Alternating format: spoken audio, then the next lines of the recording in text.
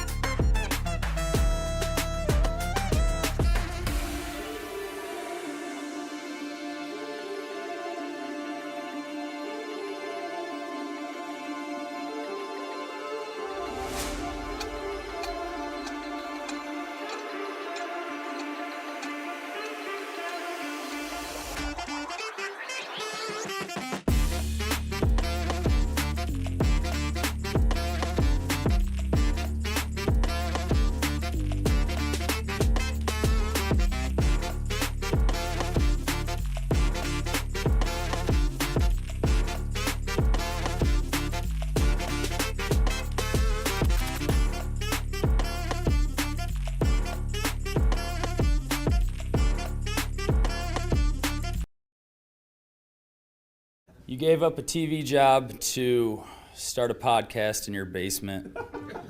If that doesn't scream midlife crisis, I don't know what does. It was Championship Sunday here in Indianapolis. What's the mindset then coming in as a defending champion? Is I there want to a win. No, I want to win. The young lady over my shoulder, Caitlin Clark. Not the best looking guy. And I don't think anyone's going to sit here and say, Matt Randazzo was really good looking. What has this last month, 2 months, 3 months been like for you? It's an important fan base for the Fighting Illini, isn't it? It is. He turned 69 years young last week. You look good, Coach. Oh, try it. Thank you.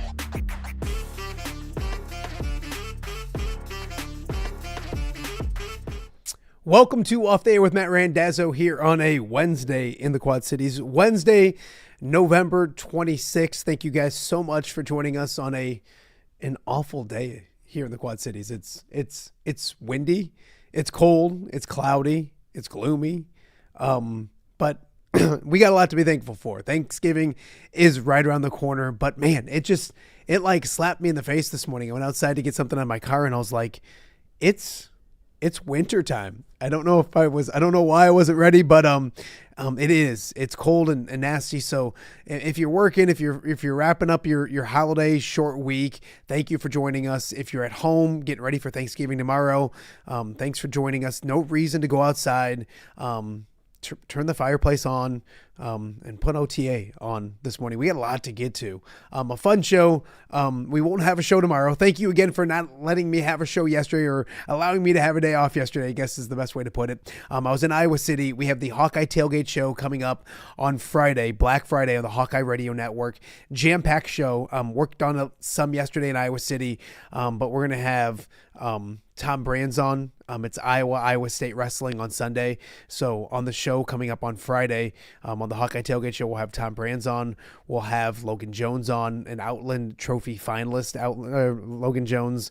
We'll have Pat Anger. We'll have Mike Halas on his amazing career. So Black Friday, when you're out and about and shopping and doing all those things and getting ready for Iowa, Nebraska, make sure you join us at 9 a.m.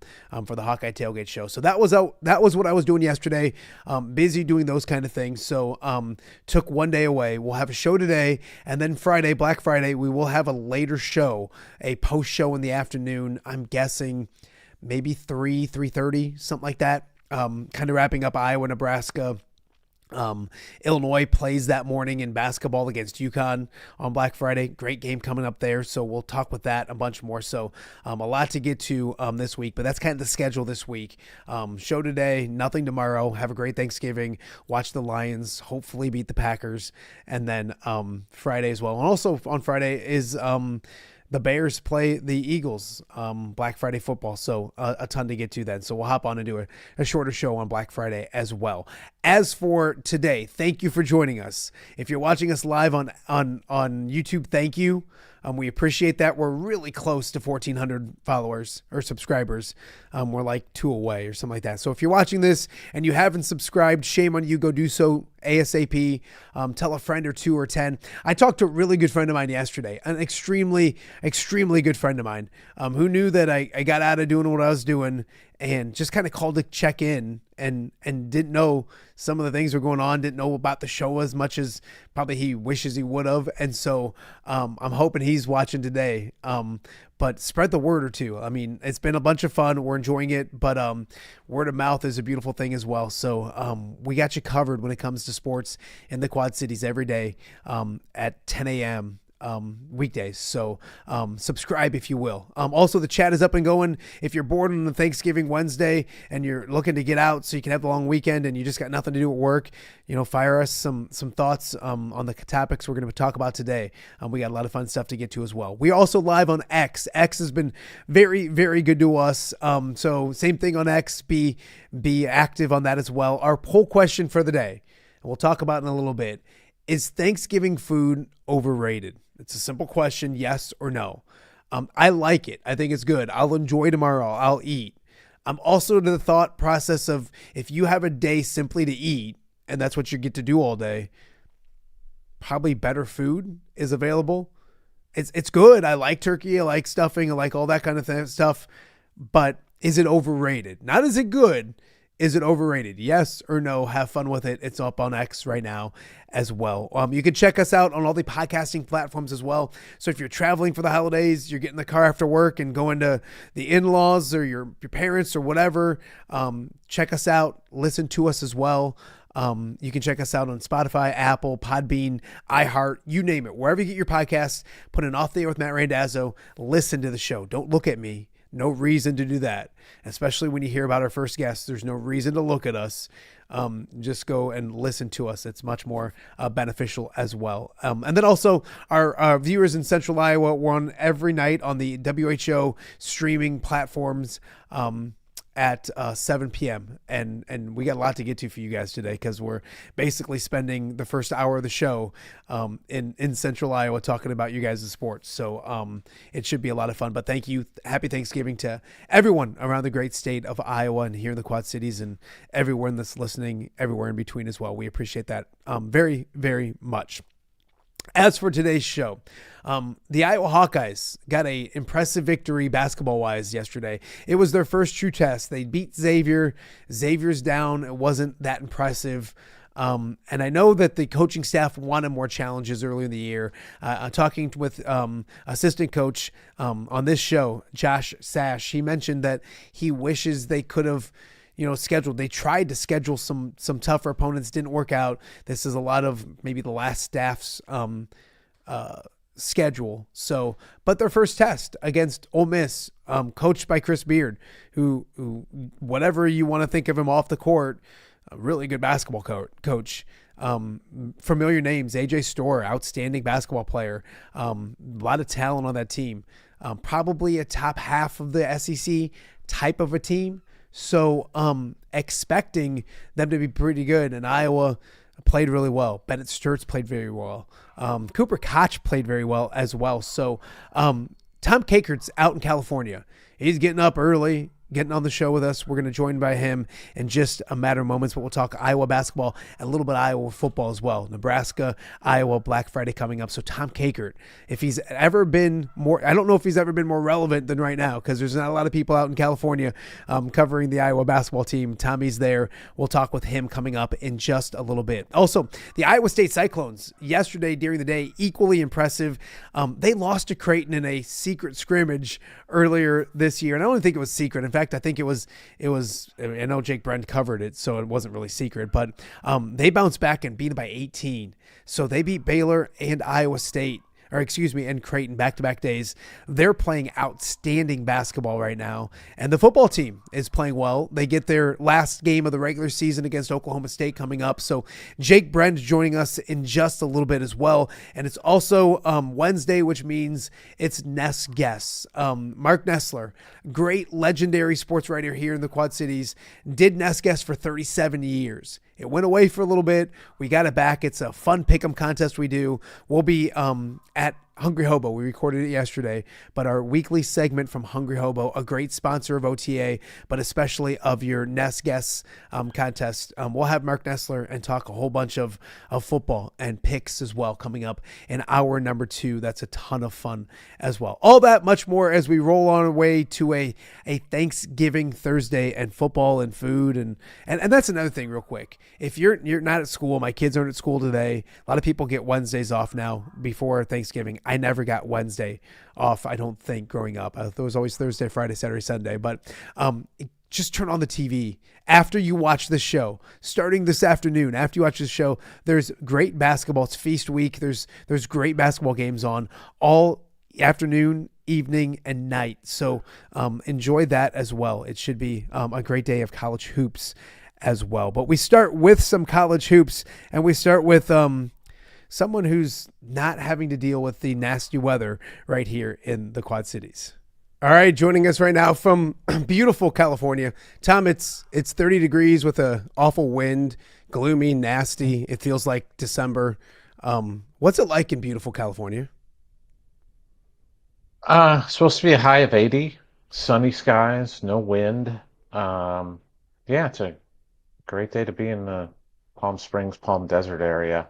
But the arena's cold. I gotta tell you that. The arena, it's a little chilly. It's a hockey arena, so you know how it can get a little chilly in a hockey arena. Yeah. So you gotta suffer. Yeah, you poor guy. I suffer. I do. Hey, but you do it for the people. That's what we love about Tom Kakert. You do it for the people. That was nice last night. That was impressive. Ole Miss is not a Final Four team or anything like that, but I think they're a good basketball team. They got a really good coach, and they have talented players that we've seen a lot of with AJ Storr and others. Your thoughts on what they accomplished last night against Ole Miss? Yeah, that's an NCAA tournament team, I believe. I don't know that they'll win the SEC, but they'll be, top half of the SEC, which is one of the better conferences in the country. Chris Beard's teams compete like crazy. And, we saw AJ Storr, Keza Jippa, the guard, who played really well. I thought it's a kid that Iowa pursued in the portal. They've got some talented bigs. They've got some. They play good defense. We saw that right out of the gate with both teams kind of slogging it out there, 4-2 at the first media timeout, and I think it was 8-7 after the second one. So it was just kind of ugly. But overall, I thought Iowa had Bennett Sturts, and the Rebs did not, and that was the difference in the game. That's why you call him an All-American, because he knew that he had to go out and get some buckets. And when they would switch with their bigs, talking to Bennett and talking to Ben after the game, that was when he was going to go to work, and he did, and he tortured their big men the whole night. Time you look at it, and I think Iowa fans knew how good Bennett Sturts was, but they hadn't seen it in an Iowa uniform. Yeah. And I think just judging from social media, everyone's really excited to see it because we talked earlier this year. He lets everything come to him. He's so unshakable. But you could tell last night he almost flipped a switch where it was like, all right, the offense is struggling. I don't need to distribute. I need to score the basketball. Did you see that where he almost had that like, all right, I'm going to put this team on my back for a little bit and get it to where it needs to go?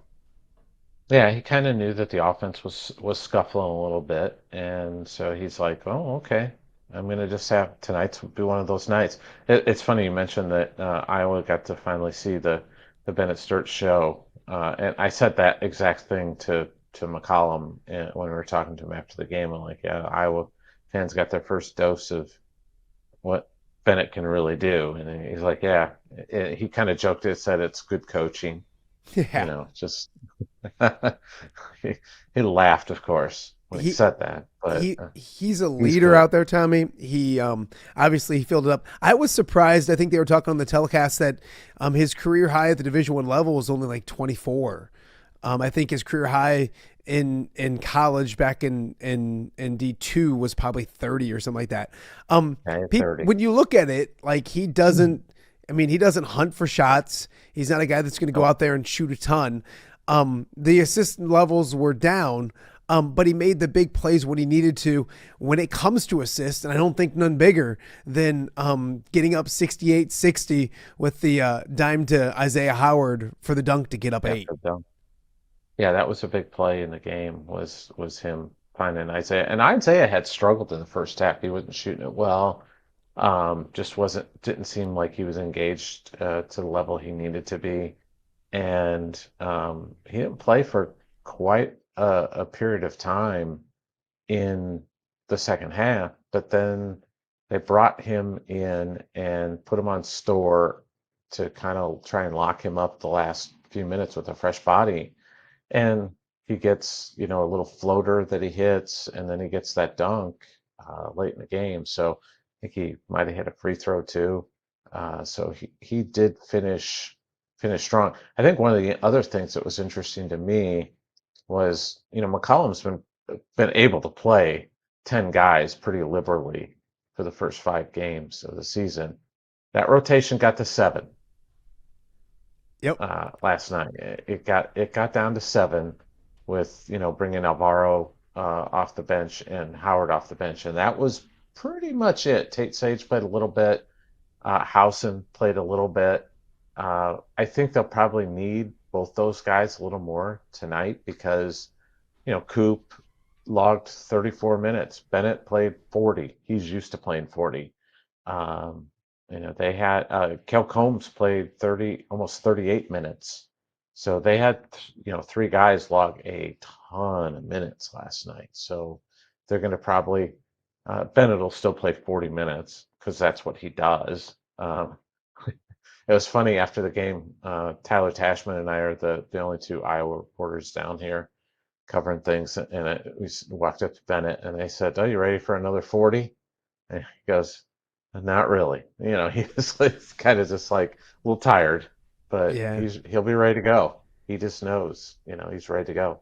He's a machine out there. Tom Kakert joining us from Palm Springs, California, as he's out there covering the Iowa Hawkeyes. An impressive victory for Iowa last night over Ole Miss. They get Grand Canyon tonight. I believe it's an 8:30 Central start for us here in the Midwest. A little earlier for you, which is good for your travel schedule. I want to talk about Grand Canyon in a second, but Tom, I'm embarrassed to say we've talked for 7 minutes and we haven't brought up our guy Cooper Koch.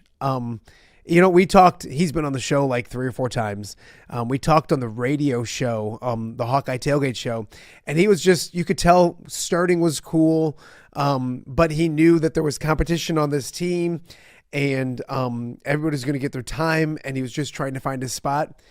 Boy, it was almost like a signature game for him last night where 14 points, 10 rebounds, efficient, didn't shoot it a ton, but got what he needed, made free throws down the stretch when he needed to make free throws. And I know Ben McCollum was happy after the game with him. I didn't know what it would look like when Cooper Koch would play a really, really good game. I thought maybe I think people equated him more to this specialist shooter. Tom, he did everything last night. Your thoughts on Cooper Koch in like 34 minutes as well? He was on the floor a lot. He played terrific. And it was funny, as I said to Ben after the game, have you seen that from Cooper Koch? And he's like, nope. He was like, I love it. It was awesome to see that with Coop. And that's just a kid who has had confidence instilled in him by a coaching staff. That's what that is. That's those coaches just telling Coop over and over again, you got this, you could play. And he's starting to believe in himself at a different level as a young player. Because remember, he only played 10 games last year, spot duty at best, and had the lung stuff that was going on. And now he's healthy and he's playing really well. I'll tell you, he made so many good plays. I mean, that big rebound that he had in traffic off the free throw miss was Huge. This huge play, because it could have made it a one possession game coming down, and that was a massive play. A lot of early rebounds where he gave them second chance opportunities. Not that they were scoring a lot, but he was flying in there, getting some rebounds. Just those effort plays that you like to see. His best play, I thought, though, wasn't a shot. It wasn't a rebound. It was when he had a corner three, and instead he dished it out to Alvaro, and Alvaro drained a three. Yeah. That's that unselfishness, sharing the basketball. And it was a huge three at the time, too. So those type of plays are winning plays. And he made a lot of winning plays on Tuesday night. He made a three, I think, early second half. Like Iowa got up 6, and then I think Ole Miss made back-to-back threes. They got back-to-back threes. Yeah. It was Store and Jiffa made back-to-back threes, and Coop. I think they came out of a timeout, if I remember correctly, and Coop and Sturts both got going again. Yeah, I think it was before timeout. I think he hit a three in transition, and then they called a timeout quickly after they made the three. Either way, he hit big shots. He played really well. I kind of wanted to explore. You mentioned it a little bit, Tommy, but the rotation is fascinating to me. And Cale Combs recently broke his way into the starting lineup, so that was his second start. Tom, having 2 point guards on the court, having somebody where Bennett can go play off the ball a little bit if he wants to. Late in games to break press, he makes free throws. I know he missed one, but that's a guy that you're going to look at the box score, probably had 7 points, if that, and I don't know for sure. But it's not going to fill it up and be like, wow, that's amazing. But I can see what they want out of Cale Combs. Does that make any sense? Do you see you can see he's got a defined role and he plays really good basketball, plays smart basketball, and plays good on the floor with Bennett Sturts, if that makes any sense? Yeah, he's a glue guy is what he is. He's just that, he's not going to give you a ton of points. They're not going to ask him to give you a ton of points. But what he'll do is he had that 6'5" French guard, their lead guard, that he was guarding him most of the game, and he did a terrific job, I thought, on him, kind of limiting his possessions, limited him getting into the lane, and just played smart on the offensive end and moved the ball, helped with take Bennett off the ball sometimes, which he needs when he's playing 40 minutes. He's got to have some possessions where he doesn't have to worry about trying to break a press or something. So yeah, that's Ben likes to play 2-point guards. He's said that publicly several times to us. So that's part of the motivation here, is to have two guys that can handle it and distribute it and score. And also it takes the pressure off Bennett to have to guard the best guard on the other team too, which is helpful. Tom Kakert joining us right now out in California. Tom, before we talk about Grand Canyon, if this team is going to struggle at times, and I thought they did a good job on the glass. I think they did, especially with Cooper and some of those guys. I didn't expect Cooper Catch to get 10 boards, so that's going to help a lot of nights. But that's the concern we have, I think, with this team. What did you see when it came to any concerns? And that's a big athletic Mississippi front line, and you're going to see a lot of that in the Big Ten. Yeah, I thought they rebounded the ball really well, particularly in the first half. I thought they really got after it on the glass. Maybe the one other concern was shooting the ball from the outside. I thought they're taking a lot of threes and just missing them. And they were Ole Miss made it pretty clear they were pretty open to the idea of letting Isaiah Howard and Tavion Banks shoot threes if they would like, and they were not making them. It was really, Bennett, Alvaro made one, and Coop were the guys that were going to shoot the ball from the outside. So they've got to get, not that Tavion and Isaiah are great 3-point shooters, but Ben talked about how Isaiah was shooting 38% all summer in their scrimmages where they were tracking all these things. So they've got to get him going and seeing some shots go in.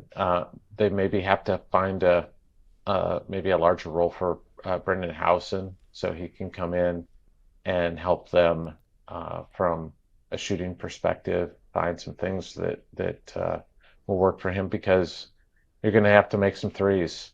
And we're going to talk about Grand Canyon in a minute, I know, but I looked at their box score last night. Grand Canyon was 0 of 10 from 3 and won a basketball game and shot 39% and won by 10. Yeah. Which is crazy. Yeah. Tommy, let's talk about Grand Canyon. They bring their student section. It's a fun story. Was it Dan Marley that kind of started that stuff up when it came to putting Grand Canyon on the map? They've done a good job becoming a nice mid-major school that travels well and has a good basketball culture. They beat Utah. I don't know how much of it you saw. I watched the first half. I don't know. You might have watched the second half.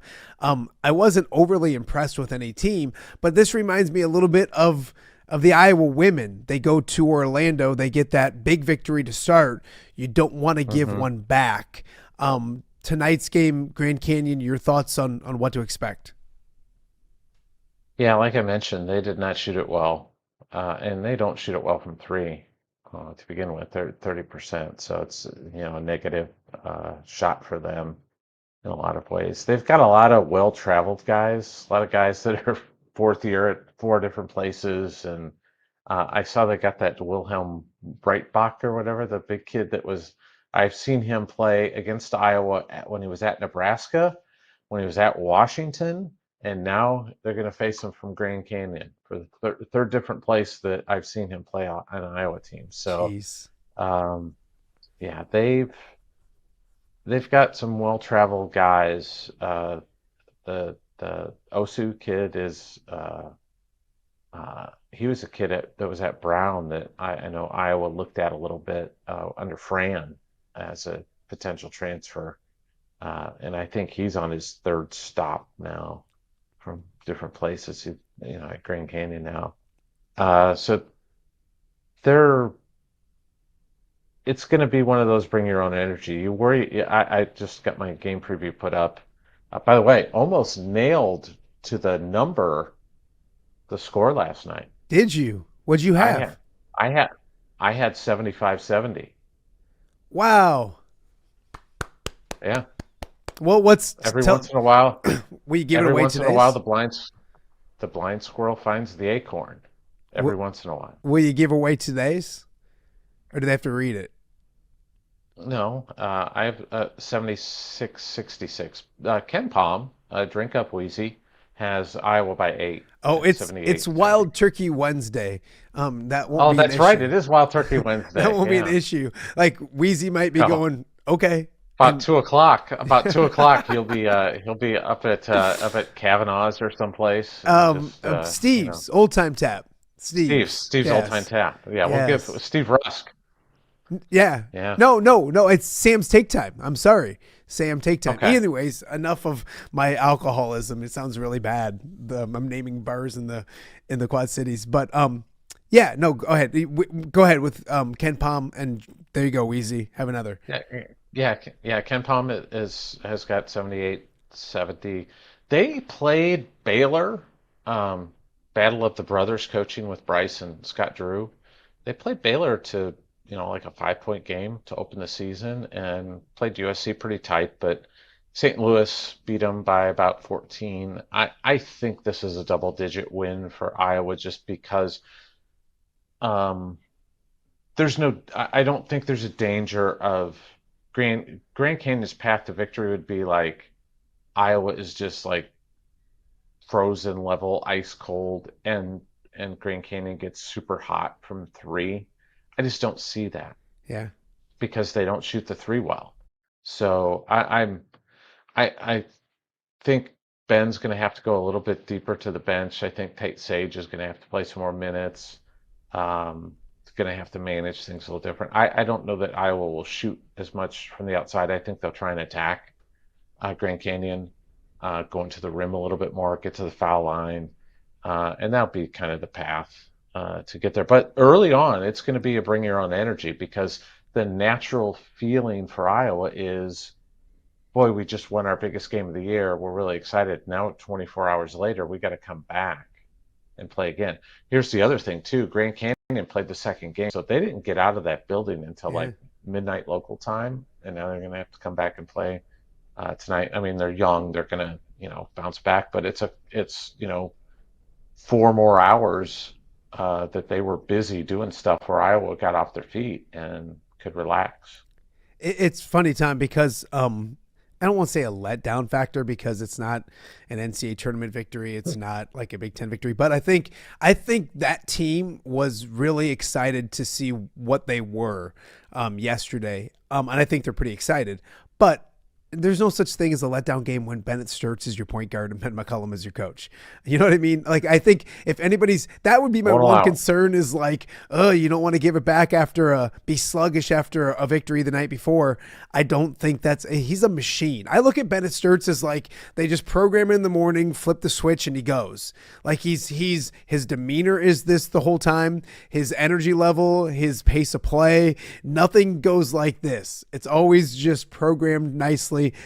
And you know what? I think Iowa fans realized last night that you only get him for a year. Enjoy the heck out of watching Bennett Sturts because he's a really good basketball player. There's going to be nights like that last night more often than not on the college basketball courts for the Iowa Hawkeyes, which is intriguing and fun to see. I'll say this, Brendan Hawson has a nice game tonight. That's my prediction. I think that's a good call. I put him in the preview as a guy that they're going to need tonight because they just need his shooting. I think the shots will be there based on what I saw from Grand Canyon. I didn't watch the whole game, but I watched parts of it, and it just seemed like there's going to be some opportunities for him to get some shots. So I think he'll knock down a couple shots for Iowa. Did you watch any other college basketball yesterday, or were you out celebrating the sun and weather? Did you see any Iowa State, anything like that? Just little bits and pieces. Yeah, little bits and pieces. Iowa State's looks really good. We'll talk with Jake Brend in a second, but the Iowa kids, go ahead. UNI's out here too, and they beat Loyola They're pretty stacking handily. So victories. They're like 6-0. they're they're out here. I suggested to somebody that I know that they who might dabble in the dark arts of gambling that they do a state of Iowa parlay yesterday, and they are celebrating the victory for that with Look at you, Iowa Tommy. State and UNI on money lines because they were all reasonable numbers. I So didn't know you could gamble on sports. I had no idea. Something I I can't learned out every here. single day. I Oh, you cannot out can't. here. California doesn't have it. No, it's a dry Well, that state makes when it sense. comes to California, no, and no offense, California's a dumb state. Like it's stupid. There's a lot of bad things about it, and the lack of gambling is probably one of those things as well. Real quick before I let you what they go, do have. They have In-N-Out Burger here. that's one of my two questions. I guess I'll go there first. Have you I think, hammered in and I out? think In and out. No, I think our friend Corey and I are gonna be going there for lunch today. Look at that. Well, tell him to get my stuff done first. He's got an assignment or two that I gave him that he's got to get done Man before is he. so busy. He's a So machine. busy. He's an absolute machine. Football wise, I know you're going from there to Lincoln, not from Des Moines Hopefully, then to Lincoln. fingers crossed. Fingers crossed. Yeah, the weather is As I going found to out get coming funky. out here, well, it's not going to be the weather tomorrow. Weather won't be bad tomorrow. It'll be Friday that'll be interesting. Yeah. It's gonna. So Just I want to talk to you about that game in general. We really haven't talked too much about it. Your thoughts, maybe overall on Iowa and Nebraska. It's going to come down to a field goal. It always does. It seems like. Your thoughts on the game going in? yeah, it'll be 13-10, won't it? Yeah. And Nebraska will turn it over late, and Iowa will come down and kick a field goal. That's what's going to happen. We just know this. Yeah. It is how this game goes. The more I dive into the game, I spent a good part of yesterday writing my game preview, and Nebraska can't stop the run. Yeah. That's the story of the game. They can't stop the run. They've given up 22 rushing touchdowns this year. It's crazy. They're giving up 167 yards a game on the ground. The Latif kid, the new quarterback, concerns me a little bit because of his mobility, but their ground game, other than if Iowa shuts down Emmett Johnson, it's non-existent. They're just going to struggle. So I'm picking Iowa. I'll probably pick 13-10. I haven't put my score down yet, but I'll probably pick 13-10 just because. Why not? 3 straight years. Let's go. Yeah, I was up in Iowa City yesterday. It's weird. I take a Tuesday and go to Iowa City, and Tom Kakert's nowhere to be found. But I did a couple things for the pregame show on the Hawkeye Tailgate show on the Hawkeye Radio Network. Tom Brands will be on. It's Iowa State on Sunday. I know Tanner will have that fully covered for the Hawkeye Report as well. Yeah. But I also caught up with Logan Jones. Tom, it's a great story. Joe. He was too small to go to maybe Nebraska and other schools, and here he is, a finalist for the Outland Trophy. A really cool story for him as he gets ready to start his 50th game at the University of Iowa. That's crazy. Yeah, he's Iron Man. He's a rock for that team. He just is foundational rock, just as good of a human being as you'll find, and a great leader, quiet leader. He's not a rah-rah guy, but he's tough as nails. He's played through so many injuries. He limped off last week with a little ankle issue, but he's going to be ready for Nebraska. That's a big game for him, being a Western Iowa kid. So he's going to be fired up for that game, and I know he wants to walk off of the turf at Memorial Stadium with a victory on Friday afternoon. Last one for you. Have you looked ahead to bowls? Like if Iowa wins, they're going here. If they lose, they're going here. Is it that cut and dry when it comes to what might happen? I was talking with someone who might know things yesterday within the athletic department, and it's going to be either the ReliaQuest Bowl in Tampa or the Las Vegas Bowl. That's what I kind of thought. That's I think where we're at. And it could be kind of lose or leaves town kind of thing on Friday, where if Nebraska wins, maybe they go to Tampa and Iowa goes to Vegas. And if Iowa wins, they go to Tampa and Nebraska goes to Vegas. It might be that simple. I think it's good either way. Obviously, you want to win and go to Tampa, but I'm good with either destination. yes, that's what I was going to say. I have a feeling Iowa fans would be fine with that as well. Go spend New Year's in Vegas or go spend New Year's Eve at. They're both played on December 31st this year. So Yeah. just for Iowa fans to know. What time are they? And you don't have to look it up. I have a feeling Tampa's during the day. Yeah, and so is the Vegas game. Okay. Vegas is like I think it's right after the ReliaQuest. Wow. I No think better it's way. like might be like 1:30 Vegas time, I think, maybe Yeah. 3:30 Central. So Yep.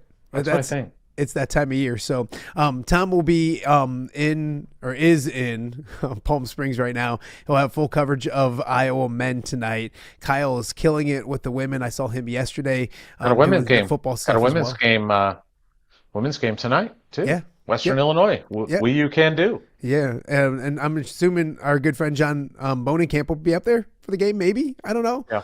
But Worlds collide. Worlds yes, collide for John. he loves that. He loves that. So Tom's got the men, Kyle's got the women, and he was doing some football yesterday. Tommy, you'll be in Lincoln on Friday, and Tanner is all over it when it comes to the wrestling as well. Don't forget the Hawkeye Tailgate Show as well. We'll have an interview with Tom Brands. He's always an interesting individual to sit down with, Tom. He's a great guy. I had a blast, but always interesting to sit in his office and talk with Tom Brands. So, Tommy, I appreciate it. Tell my good friend Corey Sheets I said hello. And tell him he is the reigning and defending and always my employee of the week. It doesn't matter what anything else says. He's always our employee of the week.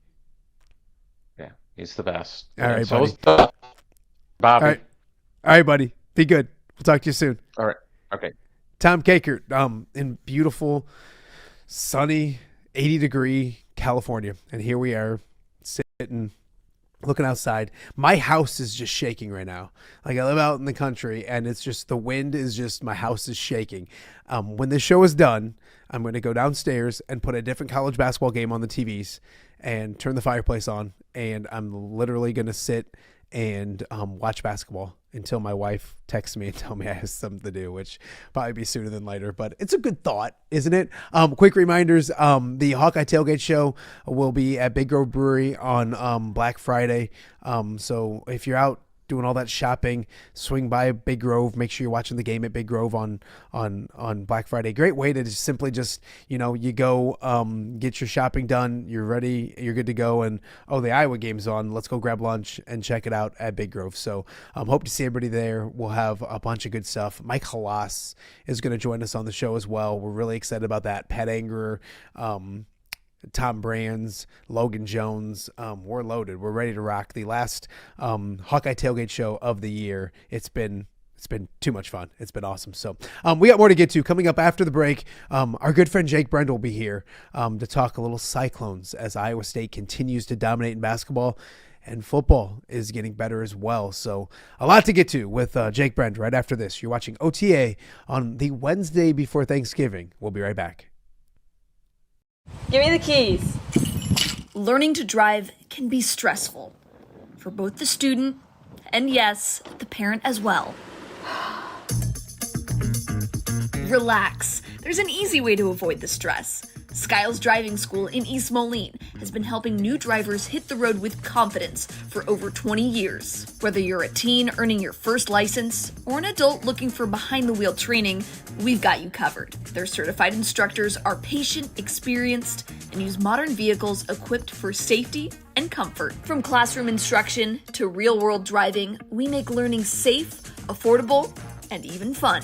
Call 309-278-0098 or visit skylesdriving.com. Skiles Driving School. Get in, buckle up, drive your future forward.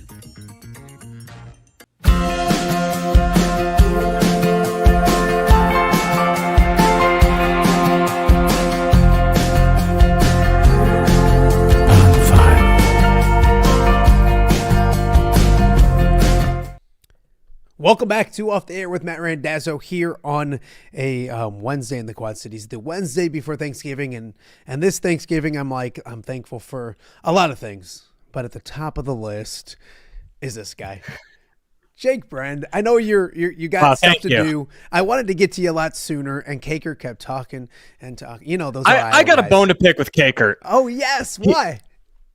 He's out there in sunny California, and I stay up. Like, Iowa knows exactly who they're playing, when they're playing tonight.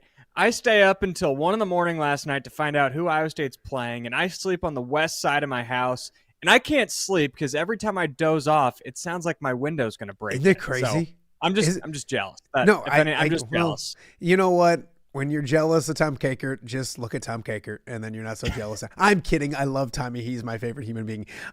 With that being said, it's nasty outside, dude. It's like, are you with me? I'm out here in the country, and like my house is shaking as we talk. Yeah, I'm on like the corner of Ankeny, so I'm pretty much in the country, and I sleep on the west side of my little townhome, and I didn't think I was going to be able to fall asleep last night because I tried for like an hour and I dozed off 10 different times, and every time the wind hit my window and it woke me up every single time. Yeah. But here we are. Yeah. But I'm like 3 cups of coffee in and I'm ready. Here's the beauty thing, and I was just talking about it earlier in the show. You don't got to do anything. I mean, it's Thanksgiving's tomorrow. There's so much I know everybody thinks football with Thanksgiving and my Lions, and I get all that best week stuff. of the year. It's so much, and it like starts probably now. It's probably something on now, but Iowa State, Syracuse at noon, isn't it? That's right. Yep. Before we talk about that game, we got to talk about, the week that's been, but I want to start with yesterday because you were at the secret scrimmage. They call it a secret scrimmage. It wasn't that. It was actually, you could go to it, and there was fans, correct, when they played in Creighton? Yep, it was about a half-full arena over in Omaha. What was the difference then and yesterday? Because what was it, like a 32-point swing or something like that? Yeah, I think a lot of it can just be chalked up to we make way too much out of these exhibition games. Yep. And that was, weirdly enough, Iowa State played without Taman Lipsey in both of those games. Yep. But that exhibition against Creighton was the first time that Iowa State had played anybody other than themselves. Same goes for Creighton. And it was the first time that they've played without Taman Lipsey in quite some time either. So you had a true freshman point guard, Killian Torrey, who I believe is a future NBA player, but he was playing his first ever game, not off ball. He was the primary ball handler, and I think you saw the fruits of those labors pay off over a month later when he looks like a vet now as a first-year player. I thought that they would play well this week. I didn't know it would look this good overall, and we can talk about Creighton in a second and that game specifically, but did you expect it to look this good this early with the new pieces and all of those kind of things and on campus and on the team this year? Overall, no. Coming into this week, I kind of did. I just had a really good feeling about both the St. John's. In a weird way, I had a better feeling about the St. John's game than I did the Creighton game. And St. John's impressed me quite a bit. But to walk out of there with a 1-point win over a team that's going to be a top 4 seed in the NCAA tournament, and then destroying Creighton, a team that's continuously in the NCAA tournament. I don't know how much more you could ask for other than being able to play for a championship or a third place finish today. But that's a whole nother story. The Creighton game in particular, and it was I'm watching it because I can, and it's basketball season. It's awesome. And I'm impressed with Iowa State, and I'm equally concerned with Creighton. I know it's not a Creighton show. You don't cover them. I don't cover them. But there are the Josh Dixes and my guy Owen Freeman on the court. So there is some local interest. Your thoughts on them? You saw them in person before. You saw them yesterday. I mean, Owen was efficient, rebounded, and only shot the ball like 4 times or whatever it was. Your thoughts on the way they looked yesterday? Unfortunately, I don't think they're very good this year. And that pains me. I'm a big Coach McDermott guy, and they lost their best player to injury for the season. So that that doesn't help. Yeah. To me, it just feels like they're missing a go-to scorer. Like Josh Dix, I mean, you watched him for 2 years. I think he's really, really good. He is a microwave, though.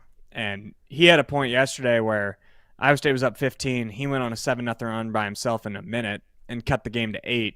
But that's kind of his game. It seems like he'll have a super hot 5 minutes and maybe disappear for 10 minutes. And to me, it just doesn't – they didn't look like a tournament team to me when I was watching them on TV yesterday.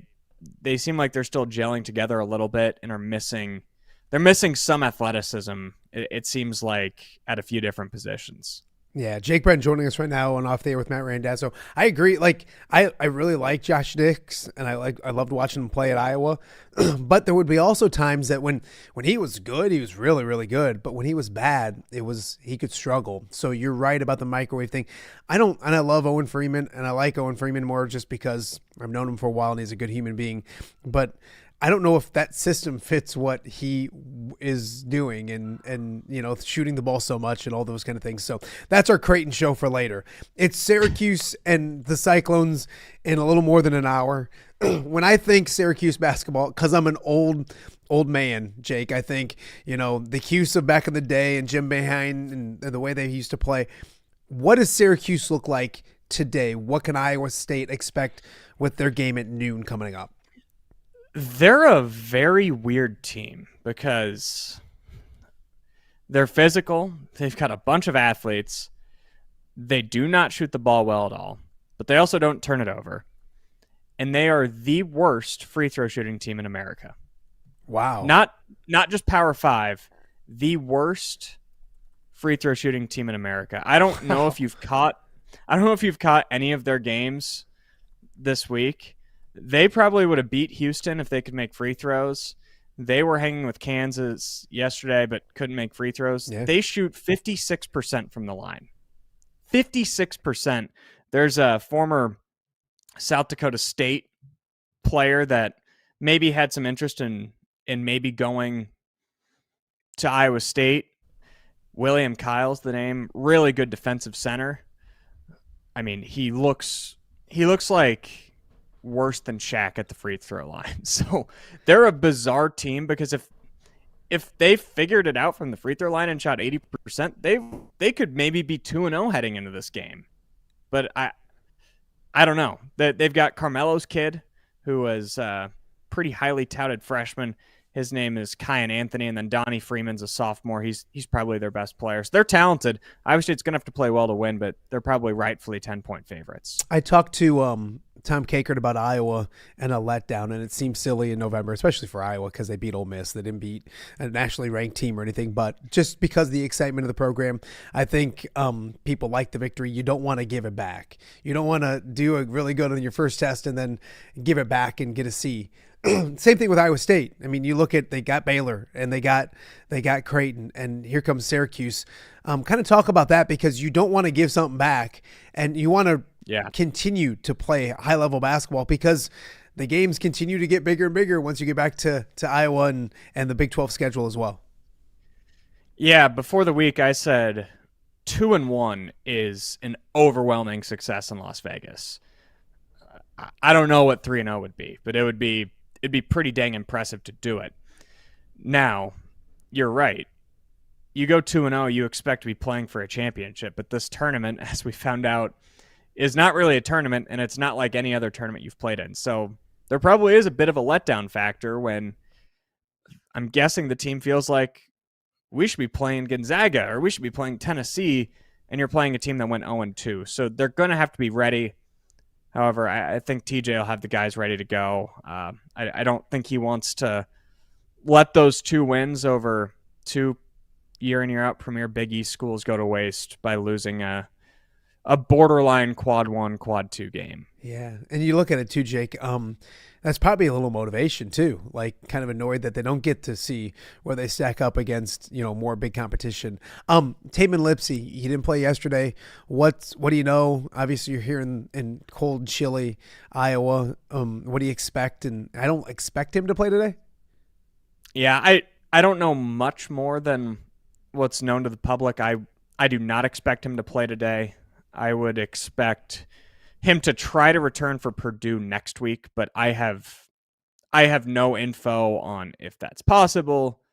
If this is just like, oh, it's a really bad bruise that he took to the groin area to his thigh, or if it's something worse. But I would not expect him to play today. The way TJ has talked about it, they don't want to rush him. They want Taman to be 90% in February and March, not 60%. Jake Brend joining us right now on Off Day with Matt Randazzo from Cyclone Fanatic, everywhere Iowa, is Iowa everywhere, right? I always get it wrong.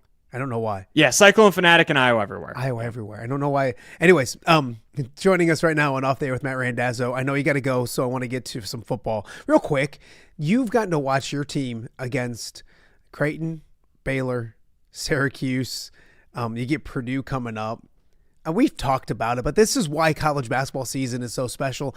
And I think TJ does it right. I mean, in order to survive in the Big 12, you have to be battle tested. And he's doing that just by listening to the teams that they have played and that are going to play. They'll throw in Iowa. They're going to be very well tested for the Big 12. Yeah, the whole narrative of Iowa State plays nobody in the non-con can be thrown away. There was one season where Iowa State really didn't play anybody. The tournament they played in November ended up all being kind of dud teams. That was kind of a one-off thing. Iowa State, they don't play the toughest non-con schedule in the country, but you just mentioned all those teams between St. John's, Creighton, now Syracuse, Purdue, Iowa. Those are 5 tournament teams to borderline tournament teams. It's a pretty tough non-con. Yeah, I meant St. John's. Thank you for pointing that out too. You're good. They played Baylor yesterday. Yeah, there's so many other. It's been amazing. I want to talk football. I know you got to go. Oklahoma State's bad. Iowa State looked really good last week. Are you starting to kind of like breathe easy? Can Iowa State fans breathe easy a little bit? Never. Say like never. the team we expected is kind of back. Are they? There was a valley.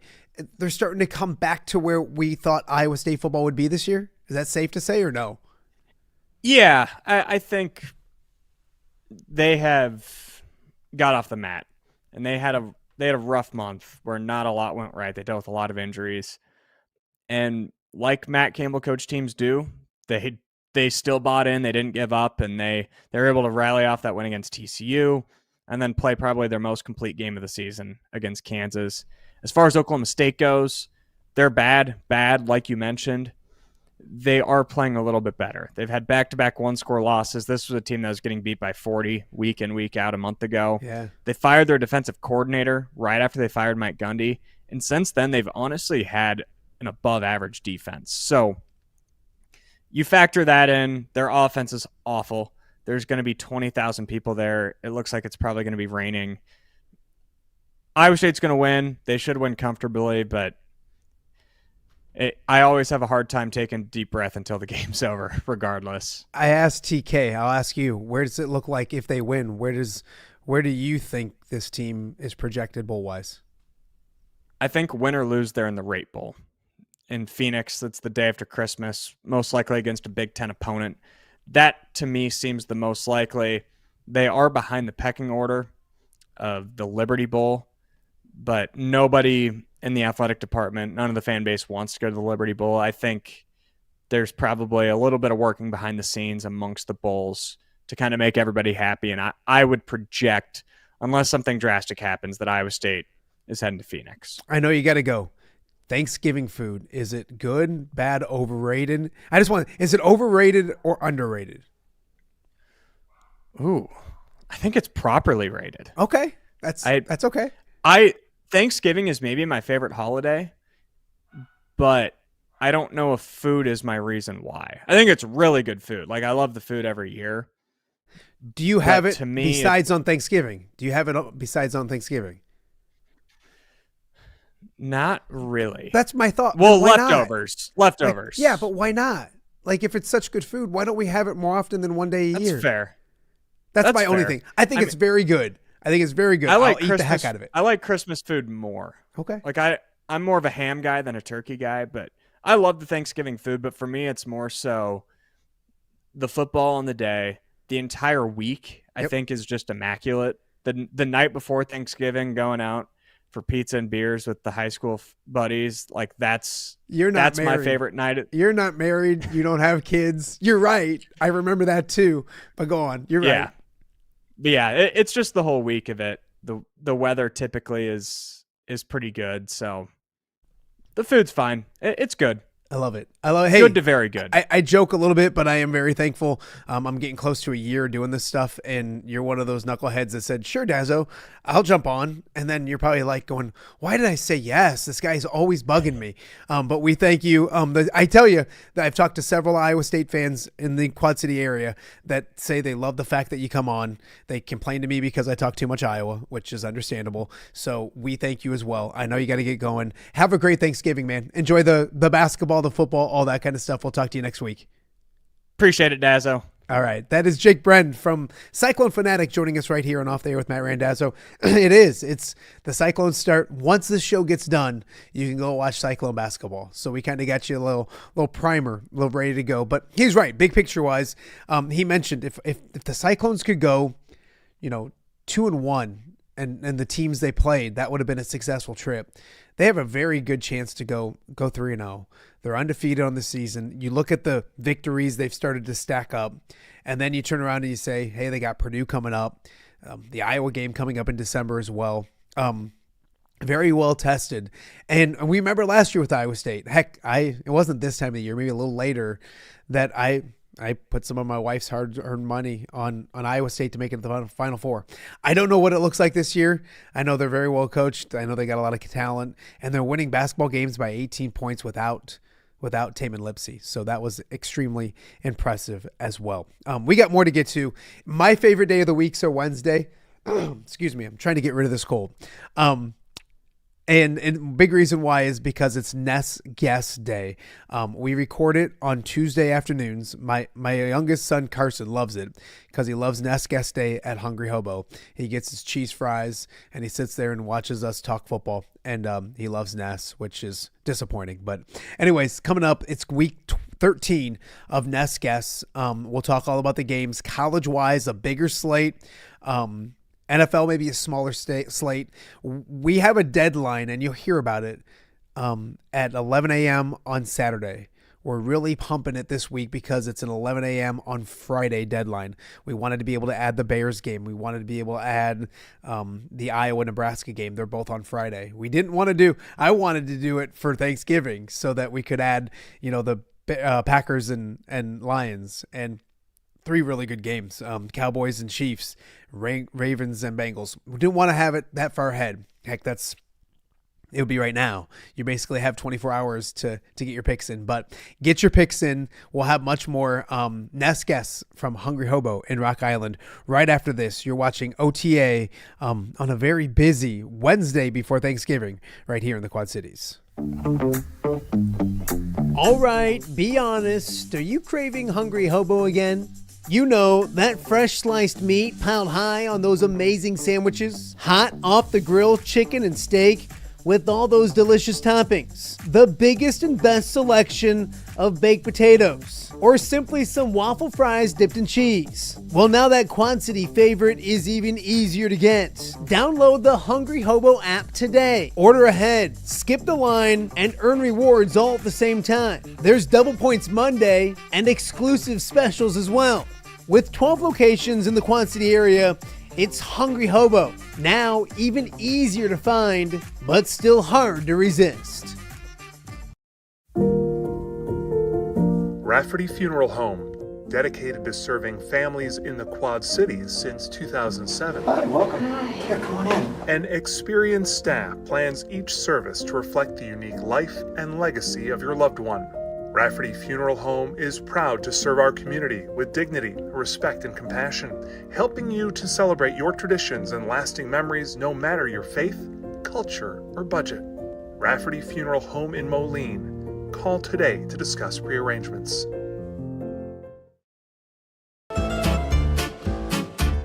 When it comes to quality, convenient pizza, Godfather's Pizza in Silvis has you covered.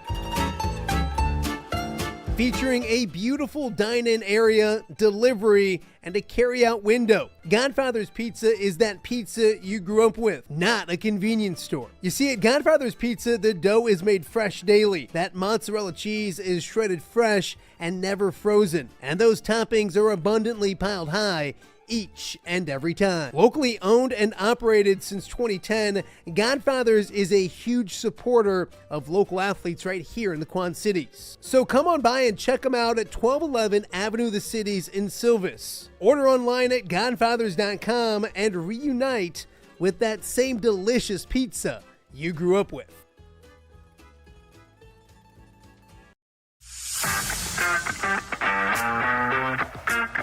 Are you looking to take your next party, tailgate, or golf outing to the next level?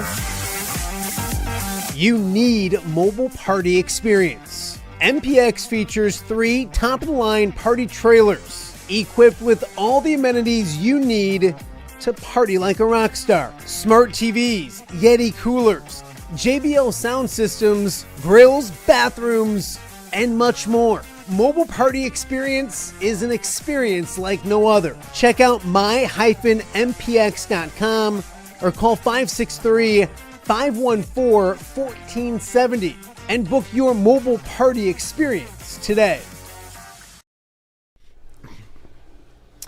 Welcome back to Off the Air with Matt Randazzo here on a Wednesday in the Quad Cities. Wednesday means we head to the Rock Island Hungry Hobo. It's time for Ness Guess with the one and only Marc Nesseler here once again. Happy Thanksgiving. Yes.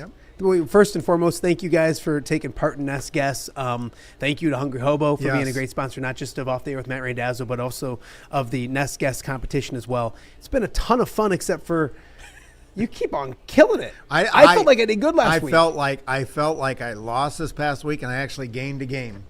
I mean, I had the Illini winning, and they lost on Saturday. I picked Wisconsin and I picked Dallas, and I still and you didn't picked gain Dallas, and you still didn't gain. And I thought the games that I thought I would lose, the Jaguars and the Colts, which came down to one was Colts overtime. I did lose. Both were overtime. Yeah, and the Colts should have won. Yeah.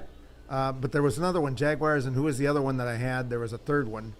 It was a low confidence game for me, and I can't even remember what it was. Yeah, I'm trying to think because I won those 2 games that I didn't think I was going to win.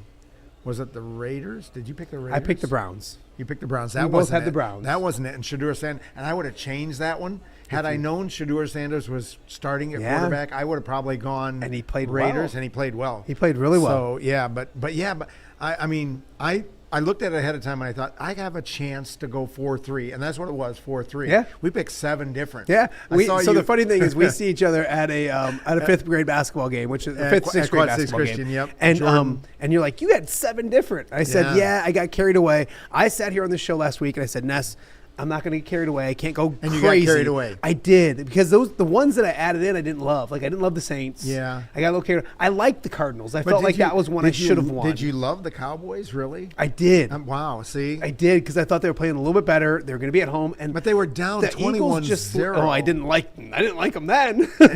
and I thought I counted that one as a win. Yeah. I counted the Colts as a win. Yeah. The only one I didn't think, the Illini just struggled mightily. They could I not. liked that game. I thought night game up there. And they play. That's a good. I mean, we don't even have the list right now, but it's Wisconsin, Minnesota this week. That's a fun rivalry too for the Axe. So I got to tell you, at that game that we saw each other, Jordan, Quad State Christian, 5th and 6th grade basketball. The score is 6-7. Yep. And Dazzle looks at me. I was keeping score on the scores bench. Dazzle's coaching. He looks at me and says, "Look at the score." And I looked up and said, "Oh, where's Carson? Where's Carson?" Yep. And I looked up, Carson. I yelled his name. He's not. He's ignoring eating popcorn with his girlfriends. Eating popcorn. That's what I'm saying. Eating popcorn with his friends. I said, "Carson, you are my good luck charm." I have really been smoking it for the last 3 weeks, ever since Carson came up back here. Yeah. And now he abandons me. It was funny because it was just I literally looked over at you and I looked at the score and I did a double take. I'm like, and by the time I got him, it was like 9-6. Now, and this has nothing to do with any. I mean, Wendy's is not a sponsor if they want to be when they can be. But did you see on Black Friday, Wendy's is doing 67 they can be a cents sponsor if they want to be. Yeah, I mean, hey, they're not a sponsor, but they could be. Yeah. 67-cent Frosties because that does 6-7 and stuff. I saw on social media there's a congressman on the legislative floor that did the 6-7 up on the podium. Yeah, well, it's like Are they watching Carson? Carson, you got TikTok or no? He must be. There must be seeing something. Yeah. And I have no prop this week, which I think that might help me. Yeah, I've had props ever since that streak started. And the hat. I mean, I usually pick out my hat. Today, I didn't even realize today was Tuesday. Well, I had a hat in the car, but I like my keys. See, in the there car. you go. So but anyway, I grabbed one at School week. 5. It's the 5 Revolution or something. It's something to do with the Christian schools. They come and visit us, and it's really good assembly. Yeah. So I'm hoping like it comes before 6, 7. That's the 5. And I don't know. And plus, you're wearing a Christian hat. Maybe you guys are gonna help you out a little bit here. Yeah. See, there you go. Yeah, you go to higher power. Could happen. So it's a 13-game lead. 14 game. Yeah. I'm going to have to really start firing. And college. This is the last week of college. Yeah, regular season. We'll do some college football playoffs and bowl games and stuff like that as we go. But if you're going to extend yourself, Dazzle, this is the week I think you need to do it. I mean, you may want to go. Are you baiting me? Are you? I'm just saying you may want to go 9 different. I need to. I mean, you could. I need to. And this is the. But here's the thing, and you kind of think that I have no idea what you pick. I do my picks separately. I always accuse you of looking at mine first, but no clue. And I get done and I'm just like, wow. And I look the same as you. I'm like, so anyways, the loser does take a pie in the face. It's not looking good for yours truly, which is per tradition here. We do have weekly winners. We do. Everybody who wins gets some great food from Hungry Hobo, some familiar names. Todd Winters is the winner. Yeah. He went 17-2. I went 16-3. I'm okay with that. I only had 4 people who beat me, so and you went I had 4 losses, so 16-4. 16-4, yes, that's not bad. So what did he go? He went 17-2. Okay, so you went 16-3. Yeah. And I went 15-3. As did runners up. Okay. Keaton Townsend. Nice. Jeremy Adolphson. Second time as a runner-up. Second time as a runner-up, bridesmaid. And Brian Roman, who I used to teach with at Edison Junior High. Yeah. So, and he's a big Cardinal fan. Oh, well, nobody's perfect. And we got rid of Sonny Gray. So we're like in off-season mourning right now. Yeah, that didn't make my – that's one of the things I said to you when you came in. I'm like, why? We'll get to that later on. Yeah. But I will say, and entries are up, which is awesome. That's awesome. Different people, too. It's funny. My wife kind of tracks some stuff, and she's like, there's about 25 people that normally get in that aren't in. And I'm like, but that's cool because we haven't dropped that much, and new people are getting in. Right. So again, get in. The link goes out. Ness has it on his social media. It's on all my social media. We get it out email form. So once you get in for the first time, you put your email in. You'll get it every single week. Click on it. Easy to do. Simple to do as well. And this week we'll have to do a little sooner, right? Because Thanksgiving, we're not going to be able to get the Thanksgiving games in, but we can sneak that. I wish people could have watched us try to figure out the deadline because there's really good Thanksgiving games. Really good Thanksgiving But this is airing on Wednesday at noon almost. Yeah. So you literally have less than 24 hours to get in if we made it before those games. So we're going to boost it up. But we did boost it up because we're not going to wait till Saturday because we want to get the Bears play on Friday, Iowa, Nebraska play on Friday. A lot of good college games. Yeah, so Friday at 11 o'clock is the deadline. So here's the thing. When you're at Thanksgiving dinner, you're talking football and all that kind of stuff. Pass around that Pass the link around, and then everybody gets in. More people, the merrier. And it's funny. I had somebody tell me I don't want to share the link because I don't want the competition. The less amount of people, the better chance I have to win. I said, don't think that way. Yeah, don't think that way. Don't think that way. So share the love, all that kind of stuff. Feed them a couple. When they say, "What do you think?" You give them the other. Yeah, one, so. But Todd is a fantastic human being, awesome for him. That's the cool thing too. Is most of these weeks, it's been very rarely that either you or I didn't know. A couple times we didn't personally know the winner, right? But that's a really cool thing as well. So we'll get to this week's stuff. As I mentioned, you're up by 14. Yeah. We'll start college-wise. How many? 18, 17, 16, 15, 14, 13. 6 weeks left. I can do this. So 14, 6 weeks. I think 9. I mean, this week. just 9 2 or 3 a week. Shoot for 9 this week. I at some point I'm gonna have to start firing, and I thought I kind of did too much last week, and I'll say that now, and then I'll sit there and I'll just start typing away all these upsets. There's a lot of upsets that you can be thinking about this week. Yeah. College is awesome. There'll be more college games this week than ever before. Yeah. And it kind of is like my I'm in a pool where you have to pick the spreads, and I'm like I was close to the top 10. Top 10 is making money. Yeah. And I'm like 12th or 13th or 14th, so I'm like 3 or 4 back. And I'm now to the point where I have to start picking spread games that I really don't like. Like I picked the Ravens I went against the Ravens So you took the plus 13 and a half. Plus 13, and they won by 13. Yeah. And a hit. Yeah. So, I mean, but there's so many that I didn't hit. Like I took the Vikings. against the Packers. Yeah, and they were getting Ness, 6.5. Ness, I'm still so depressed that the Lions lost to the Vikings. I keep thinking J.J. back to McCarthy that, is terrible. and that's the game that you went to. Yeah, of all games that I picked to my go heart to. just breaks because all the games Vikings, that we go to, and that's the one that it was. I think now the Vikings are just like mailing it in. I got to tell you about the Lions game because we're watching it, and oh yeah, and I'm dealing with it, and they don't win. So that's my football weekend is Iowa. I sit up in the press box and watch them lose the entire game almost, and then win at the very end. Same thing. I'm watching, and I had to go to Carson's game. So I'm like, you know what? I'm going to go. So I'm driving along, and I see him get – it was 27-17, got to 27-14, and then they kept driving, and I quit. I just said, you know what? I got to the game like I'm done. So I'm kind of monitoring, but I'm not watching. They go to overtime, and then I'm getting text message about Jahmyr Gibbs with the touchdown, and then they're driving again. Touchdown. And I'm like – and so finally they win. I feel like I saved 5 years of my life by not watching that. And then I went back home, and I laid down on the couch – turned the fireplace on, and I watched the end of the game, and I wasn't even – I kept on thinking, how stressed would I have been right now? How mad would I have been right now? So I couldn't believe that might be my new behind. thing. It's just – against the Giants. But you know what? And this is not – they should never be behind. I'm not saying that. But the Giants beat the Eagles. You know they should beat the Broncos. You remember that. Right. They should beat the Bears. The Packers they were with, the Lions. I mean, that makes good football. no sense because Scadabo's out and Dart's out. And their offensive line's pretty good. Their defense is pretty good. You know what? Here's my little thing. Mike Kafka's their head coach right now. I don't know if you remember him from his days at Northwestern. He was the Northwestern quarterback. He was their offensive coordinator. He hit on 2 trick plays. He was creative. And I thought he was kind of auditioning for the Lions OC job next year. Oh, wow. That's my vibe is like, you know, maybe he was kind of like Ben Johnson did when he went to Chicago last year. And they killed the Bears. Like it felt like maybe an audition. So who knows? So this week the Giants play New England. Yeah. And I got them as my most likely win. Ooh. I mean, the New England is my most likely. Yeah. Like if I was in the confidence pool, which I'm not because the Falcons hosed me like several weeks ago. By the way, we ended up in that pool that I was in. There was 4 players left. They decided to split the money. I hate that. Really? So one year, Charlie won ours. Yeah. And it was like so for the one that I'm in, Jeremy Oakes runs it. Fantastic human being. And if you lose, you go to a B pool. Oh, that's cool. And then so Charlie was winning the B pool, and like I'll tell you the money afterward. It's good money. It's good money. And so like Charlie, it went to the playoffs, and the guy who Charlie was against was like, "Hey, do you want to split it?" And I'm like, "Charlie, you can have this amount of money." This is probably like 3 or 4 years ago. He's like, "No." And I'm like, "Are you sure?" He said, "Nope." He ended up winning it. Wow. So talk about rolling the dice. He gets his little gambling from his old man. Nice I guess. job, little Dazzle. Yeah, I was pretty proud of it. So, anyways, so we'll go college first. Okay. And we'll start with what's become a really fun rivalry, and it's become Iowa at Nebraska. Iowa has won 9 of the last 10.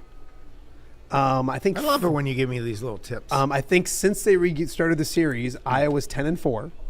Okay. But there's been 4 game-winning kicks in the last since 2019. So basically 4 of the last 6 or 7 games. No pun intended. Iowa's won with a field goal at the end. Nice. It's at Lincoln, Nebraska. Yep. Nebraska just lost to Penn favorite. State by a boatload in Happy Valley. Iowa avoided disaster by coming back against Michigan State. Your thoughts of the Heroes game in Lincoln? Yeah, I was unaware of Iowa's dominance, I must admit, but I like it. I like them winning by more than 3. I really think that Nebraska, Penn State took the sails out of them. And I think that's where we're at, even though they're at home. But Iowa there's the season that could have been. Yep. A season that could have been. Yep. You look at it. But you know what? They probably should have lost last week. Well, that's and they true grabbed too. that. So in against a season full of Michigan State, which didn't have a Big Ten win. No. They were done. Yeah. Yes, they were. There were people leaving the stadium. And they were done. And boo birds. Yes. The booing in the crowd. That just I didn't expect that. Yeah. And I'm on the couch potato like you, and not like you, but on that game. Yeah. I know you're there and working, but I thought about leaving. No, I'm just kidding. I thought about leaving. But yeah, okay. And I had to agree with the play selection wasn't that great. Mm-hmm. They got Moulton here and there, and you got to catch up quickly, and all of a sudden they're back in the ball game. Yeah. So I'm gonna go Iowa, making it 10 out of 11. I think somebody's playing protective. I think somebody's playing. because you know what I'm doing. I know you're. I do think Iowa wins the football game, and it's funny because here's a conversation with a Nebraska and Iowa fan. They start arguing about the rivalry and which team is better, and then the Iowa fan says we've won 9 of the last 10 games, and then the Nebraska fan defaults to we won national championships 50 years ago. That's completely irrelevant to what's going on. And a coach. It's a rivalry. It's not a huge one over here. It's getting there, but like that side of the state is obviously huge. Yeah. Here in the Quad Cities, it's not as big of a deal because they didn't play forever as Big 12. Sure. I mean, you growing up, it was Big 12, Big 10. They were. Yeah. So with that being said, it's become a rivalry, but it's not really a rivalry until the other team starts winning a little more. But I'll go Iowa. It's not going to be as easy as what I do think so. I think by 2 touchdowns. I think they win by field goal because that's just what always happens. I'm gonna write that down. That's just what always happens. Field goal versus Drew Stevens. 2 TDs. Yes. Okay. I hope you're right. It'll be much easier if you're right. It'll be fun. I did get Wisconsin right beating Illinois last week. Ness, you'd be surprised. Like I'm on social media. We did a show right after that. And get ready to do Tom Kakert and talk about Iowa's victory. And I'm reading the Illinois just got done. I'm on social media, and there's Illini fans that Brett Bielema has let this program go. It's time for a change. Like, listen to some of these numbers. Yeah. Under Lovie Smith, they never won 7 games. Yeah. They're at 7 games already. We won 7 right now.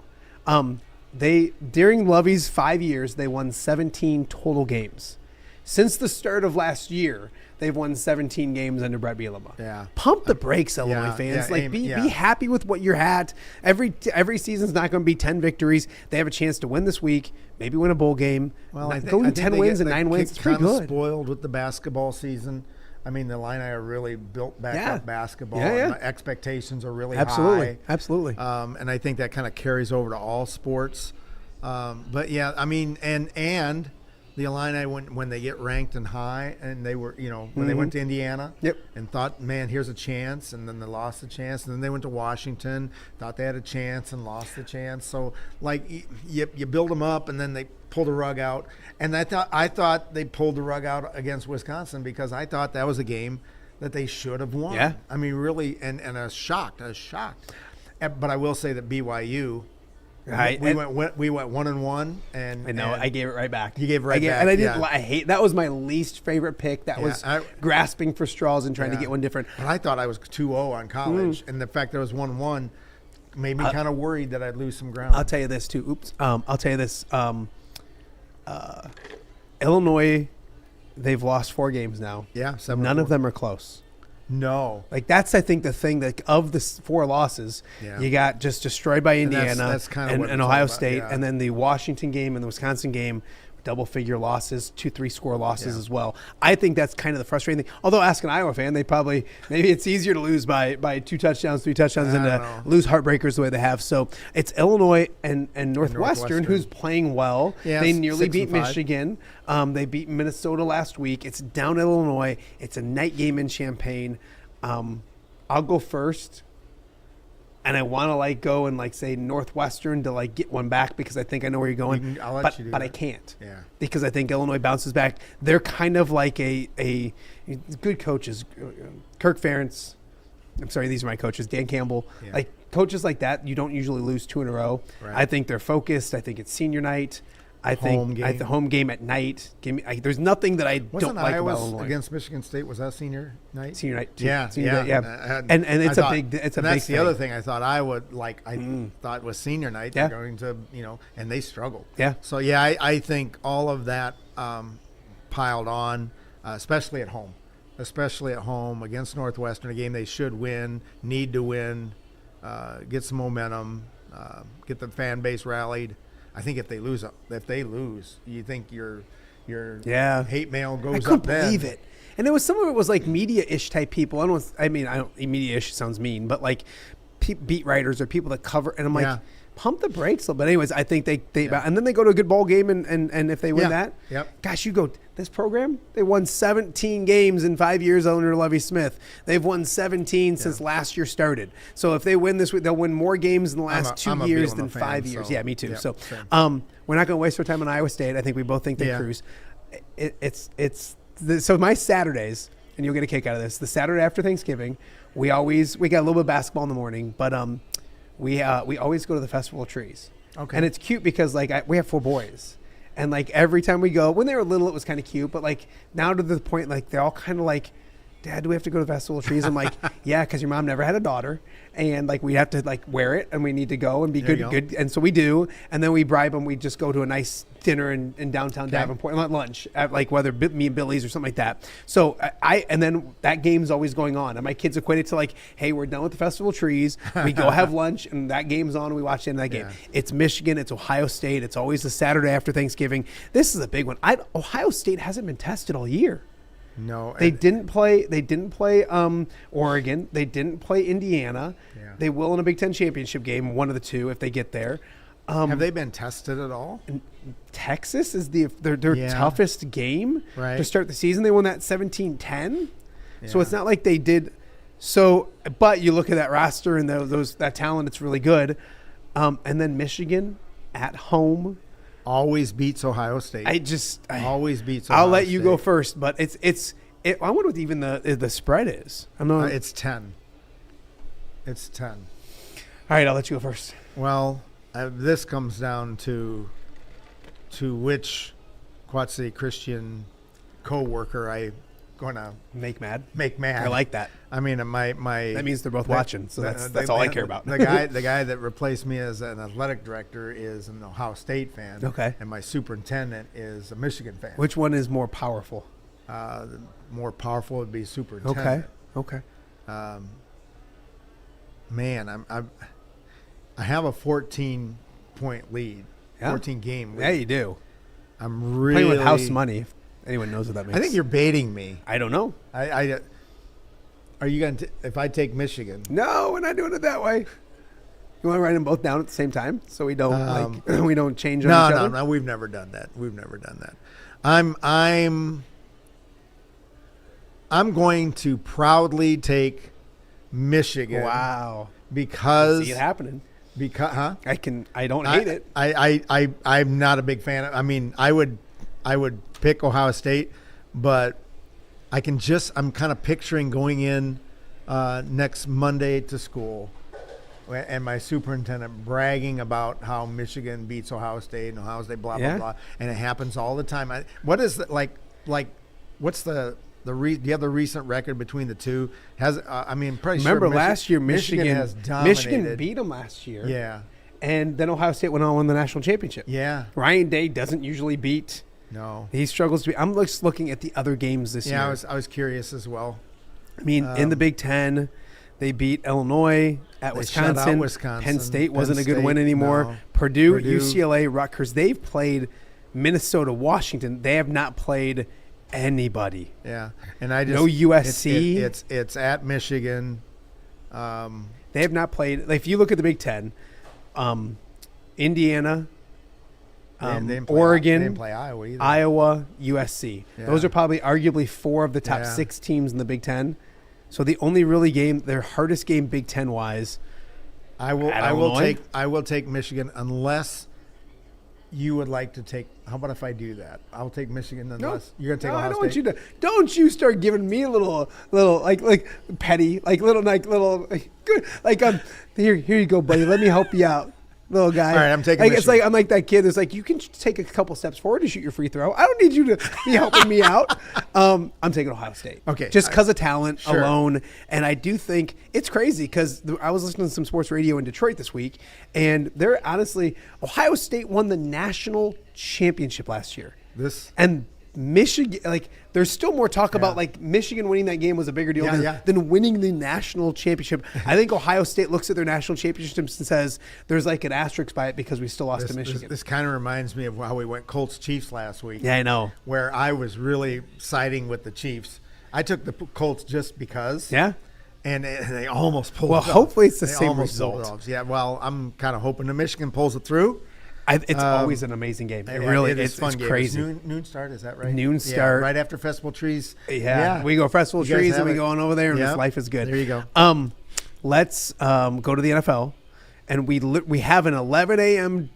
Deadline on Friday for this single purpose. It is the Bears 8-3, first place in the North. Yep. I mean, the mighty Chicago Bear down Chicago, all that stuff. Yep. Going to Philadelphia to take on the Eagles that just lost They lost to the Cowboys. I mean, if you're looking at like common opponents, the Bears beat the Cowboys by 2 touchdowns. Yeah. Might be the most impressive victory of the season. Wow. I think the Cowboys right now are the Bears' most impressive victory of the season. I'll let you go first if you want me to go first. No, I can go first. Yeah. I can go first because Trying. before I came here to Hungry Hobo, I was really leaning on Bears. There you go. And then I had a conversation with my son. Damn it. Who is my lifeline. And let me tell you, he says Bears have here's his reasoning. Bears have wins against the Cowboys when their defense didn't exist. The Raiders by 1 point. The Commanders by 1 point with no McLaurin. The Saints, the Bengals, they gave up 42 points to Flacco.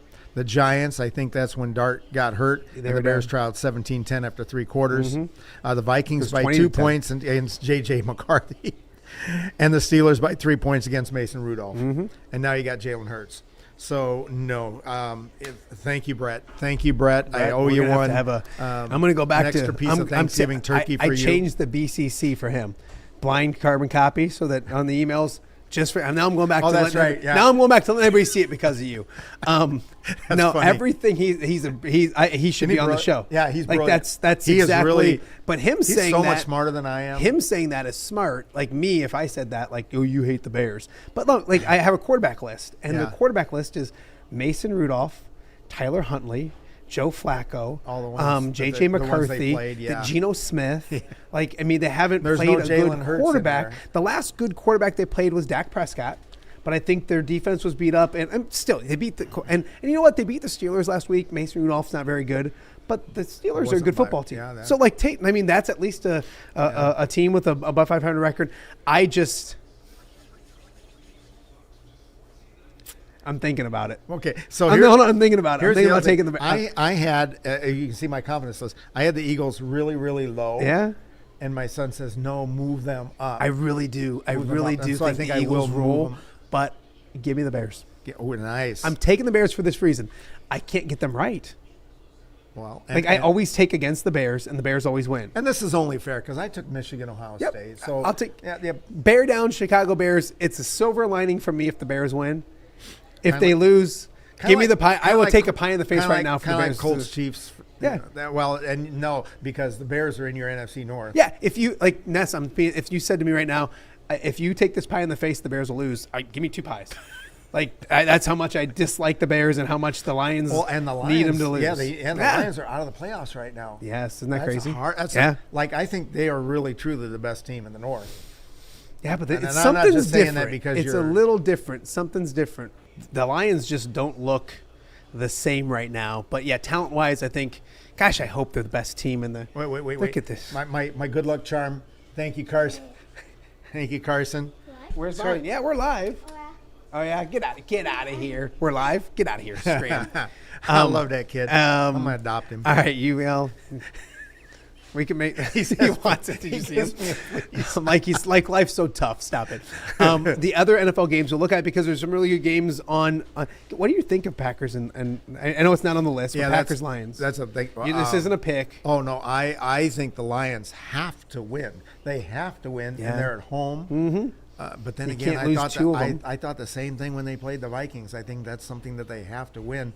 There's times when I don't trust the Packers, and there's times when they surprise me and they win games. I think both teams. I don't know if you can trust either team right now. Yeah, no kidding. So I think it's going to be a great game. It's a really low confidence. It's the. But did you go Packers? Did you go Bears? I went Lions. Yeah, I hope so. I felt better before I watched the Giants thing. Oh, I know. And that's the other thing. And the Packers last week, they played the Vikings last week. Yeah, and then won easily. Yeah. So I thought when they lost their tight end, I thought the Packers would stumble. Yeah, but they didn't. And the Lions have lost. Then they had J.J. Lions lost Sam Laporta. Well, so they're both without their really good tight end. So it's a pretty good game. All right, other games in the NFL that we are going to pick. Do you have them written down? Colts and Texans. So the Colts lose last week.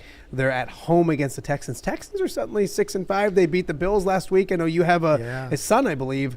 That's not too happy. He's a Bills fan. Yes. Yeah. He said if the Bills lose this week to the Texans, Steelers, which we'll talk about that game next. Yeah, and he says that he may check out alcoholism.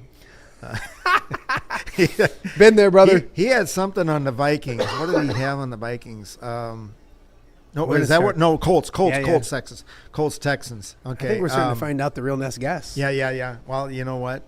I think the Colts are a team that feasts on bad teams, but collapse when the pressure is on. At the end of the day, they're living on a strong offensive line and Jonathan Taylor.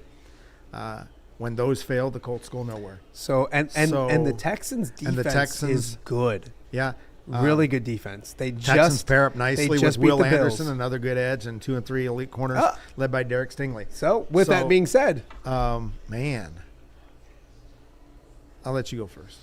I am going to take the Colts to get right at home. Okay. Although I'm intrigued by the Texans, I really am, and I think they're a very talented defense. What did the Texans last week? Do you have I can't, Texans last week? Yeah, they beat the Bills. Oh yeah, Thursday night. That's why. Okay. Yeah. Then in that case, I'm going Texans. Okay. And moving this down, confidence. I'll move Okay, that there you down. go. This is what I did with the Colts Chiefs last week. This is a show that I do, but it's also Ness's way to get his confidence stuff done. It's just we're killing two birds with one stone. Yeah, exactly. One last NFL one. Okay. We mentioned it. It's the Can't believe Steelers. I They took the should Texans. have Aaron Rodgers back. I think that was the plan as he plays again. They're at home against the Bills that are just coming off a loss. And I have a friend that's knows football. I give him credit for that. But he's not a huge Josh Allen fan. And sometimes he's amazing. He's amazing. Yeah. I mean, a lot of times. But when Josh Allen's bad, he is pretty Bills, bad. yeah. And he wasn't good the other week. Right. Your thoughts now going to Pittsburgh? I think it's a night game as well. Yeah, and like I just said, my son loves the Bills. He's a big Bills How'd fan. that happen? I don't know. How'd he become a Bills fan? I have no idea. I've never asked him. Yeah. I know that. See, my kids didn't get choices. That They were brainwashed from the jump. Misery loves company. But no, and he like all the holidays he wants Bills jerseys. He wants Bills paraphernalia. So I have to go Bills. Okay. And whether I would think that they're not going to lose 2 in a row. See, that's the common thinking of 3 that. out of the last 4. That's the one thing I don't like about that. But give me the Steelers. Wow. To be back at home at night. This is become an interesting. It always is. Yeah. It always is. How about this too, by the way? And it almost ended last week. The Lions haven't lost back-to-back games in over 1,100 days. It's been 3+ years since they've lost back-to-back games. Now, of course, they're coming off a win. 365 times. Yeah, they're coming off a win. Times so I don't 3. know how much that has nothing to do with anything. But there's another game that you didn't throw in there was Texas A&M and Texas. there's really. I don't want to give everything away for free. You yeah. got to read a little bit as well. Got to read something. Yeah, you right? got to read But a little bit. That's a really good game. Yes, too. yes. And I don't know where I'm going to go on that one. I know. You do? I know where I'm going. I don't know where you're going. Oh, I'll find out. So go ahead and listen and read it all. And you'll read my comment We put the before you comments pick. up. I'm It's just all kidding. on social media. So go do that as well. He's dominating me. He's up 14. Loser takes a pie in the face. And, of course, go get signed in. I think this is a key week. Yeah. I think at it some is. point I have to show some life. Wow. Or it's just going to be like a victory tour and you're going to be celebrating the rest of the way out. So with Carson. Hopefully for entertainment value only, we get this thing a little bit closer to people. But I think bottom line is go get signed up, get your picks in, win great food from Hungry Hobo. We thank Hungry Hobo. By Friday morning, 11 a.m. And also happy Thanksgiving. Yes. Happy Thanksgiving to you, my friend. Yes. I love you doing Same. this. It's fantastic. And we will see you guys back right after this. You're watching OTA on a Wednesday right here in the Quad Cities. Hello, Dan Pearson here of FCA. Our team is thrilled to support Off the Air with our good friend Matt Randazzo. We share the view of the power of sport when it comes to relationships, including the influence of the coach. FCA believes the coach is the most influential person in America. Matt celebrates local coaches and athletes. His content is informational, insightful, and inspirational. Our Fellowship of Christian Athlete team loves partnering with Off the Air with Matt Randazzo while we engage, equip, and empower coaches and athletes in our 23 counties. FCA, the heart and soul in sports. View from the West, the podcast covering Illinois high school football. It's going to be a hard-hitting game. It's going to be great football. Weekly analysis and reaction from around the western side of the state of Illinois. This is the game we had circled when the year started. Follow along on YouTube and subscribe wherever you listen to podcasts. It's big-time football out there tonight, and I know we can play big-time football. You from the West. We got you covered.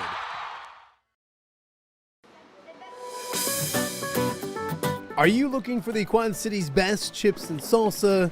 There's only one dude to turn to. Right on. Snoop. Hand-cut chips, fried fresh with that crunch you've come to love. And the most addicting salsa with delicious fresh ingredients each and every time. Pick up your chips and salsa, queso, enchiladas, and much more at the Stern Center in Rock Island. To place your order, simply call the man himself. It's Snoop at 309-314-8197 and find out for yourself what the rest of the Quad Cities already loves.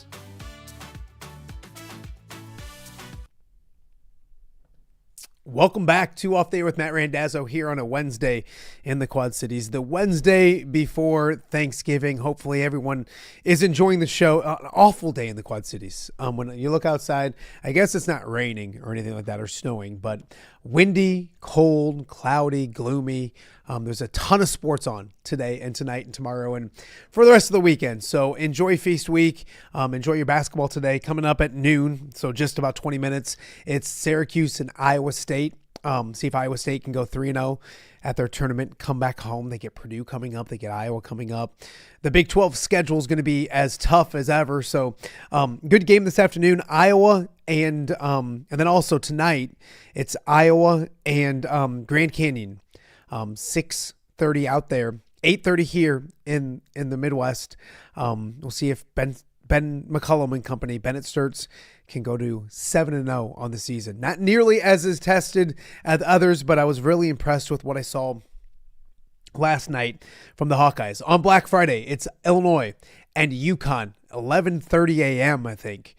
So if you don't want to watch Black Friday, excuse me, it's 11:30 a.m. So if you don't want to watch the Hawkeyes and Nebraska, you can watch Illinois basketball as well. Really good game from Madison Square Garden. So those are kind of the three teams in our area and what they got coming over the holiday weekend as well. Of course, it's Iowa and Nebraska coming up on Friday. As I mentioned, we'll have the Hawkeye Tailgate Show for you on the Hawkeye Radio Network coming up at 9 a.m.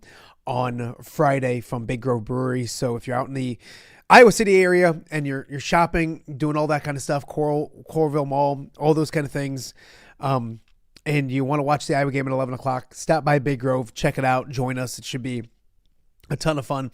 On the show itself, Mike Halas, legend when it comes to an Iowa beat writer in the state of Iowa. We're going to try to get him to come on the show next week on here as well, but he'll be on the radio show with me on Saturday. Also, we'll have Logan Jones. We'll have Tom Brands. It's Iowa State Wrestling on Sunday. And then also Pat Anger, all that kind of fun stuff. So a big day coming up on Friday as well. If you missed today's show, Tom Kakert is in Palm Springs. He had a lot on the Iowa victory yesterday. Cooper Koch played really well. Fun to talk about that because 14 points, 10 rebounds, really good human being. Been on our show several times. So great to see Cooper, that one lone holdover from the Fran McCaffrey era, making a big impact for Iowa basketball so far. Also on the show today, we had Jake Brend talking about the Cyclones, what they've been like this week, and also the football game coming up with Oklahoma, where they might be headed, all those kind of things as well. So a lot to get to with that as well. And then, of course, we had our Ness Guess as well. So go check out Ness and myself from Hungry Hobo and get signed in for that contest. It's a ton of fun, free as can be. Head to my social media, click the link, fill it out. If you win a bunch of really good food at Hungry Hobo. And we thank Hungry Hobo once again for being a fantastic sponsor of Off the Air with Matt Randazzo. I hope everybody's ready for Thanksgiving. I hope they have a great Thanksgiving. My Thanksgiving is always reliant on the Lions, which usually isn't good. They finally won last year against the Bears. And now they get the Packers tomorrow. So great day of football tomorrow. When it comes to Lions and Packers is the first game. Chiefs and Cowboys, game number 2. And then Bengals, Ravens on the nightcap as well. So a great day of football We'll wrap it up all up for you.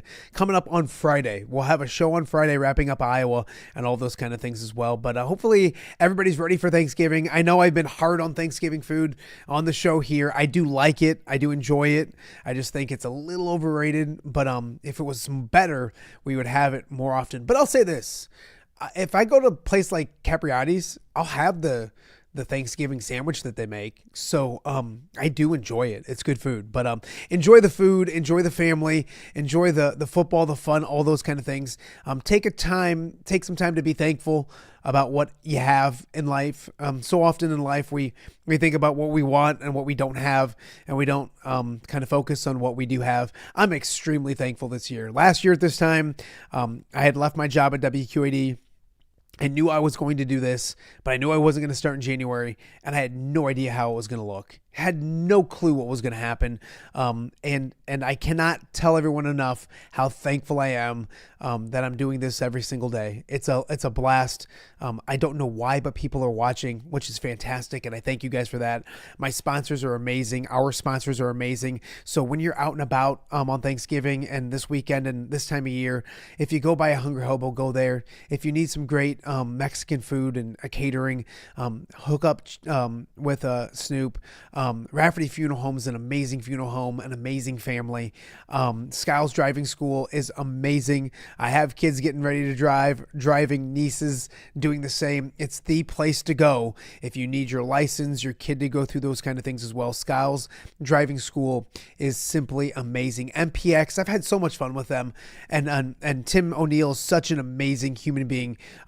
So we spent Fridays together all fall, and his business is amazing, and it makes every party you go to, every golf outing you go to, so much more fun. So make sure if you need a tailgate next year, or spring parties coming up, or graduation parties, all those kind of things, keep mobile party experience in your brain as well. And Crawford Company that just started with us a few months ago, fantastic as well. They have a new field over by the Betplex. It's like called Crawford Fields.